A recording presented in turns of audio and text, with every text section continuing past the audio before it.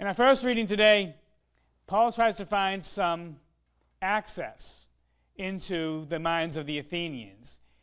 And he launches onto a statue and dedication of an unknown God, a God that we have no idea what the name was. And he uses this as a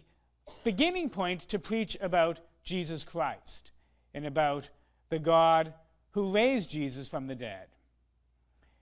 The more things change, the more they stay the same. There is so much movement of God around us that we can sense in the world around us that we know there's something higher than ourselves, something greater than ourselves that is out there holding the universe and all creation together. But so many of us don't want to acknowledge him as a personal God and as an unknown God, a God we don't know, a God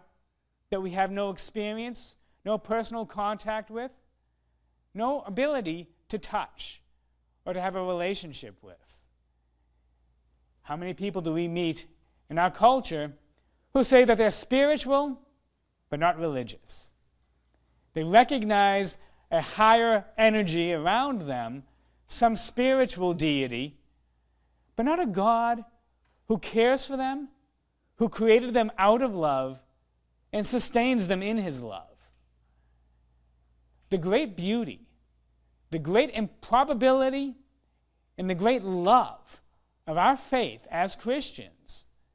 is that we believe that God loved each of us so deeply and so profoundly that he became one of us in order to demonstrate his love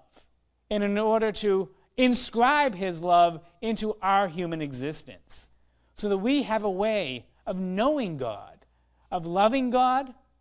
and of worshiping not some anonymous generic deity, but in worshiping a God who wants to be in a personal relationship with each one of us, who wants us to open our hearts to him and talk with him. As we enter into Ascension Thursday tomorrow, and as God is lifted up from the earth into heaven with his Father, we remember that he still did not depart from us. He is still with us in the world around us and in our hearts, and invites us into a relationship with him through quiet prayer and through contemplation of his beauty.